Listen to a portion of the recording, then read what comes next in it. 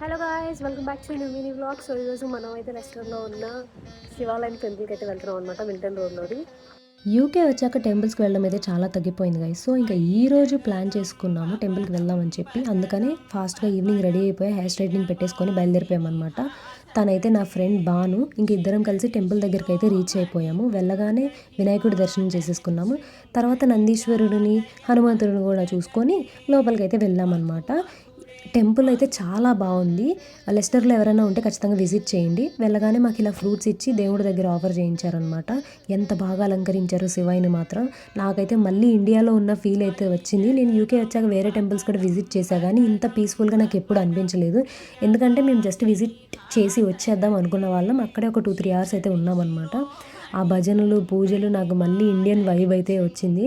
హారతి ఇచ్చే టైంలో మాత్రం చాలా అంటే చాలా పీస్ఫుల్గా ఉంది.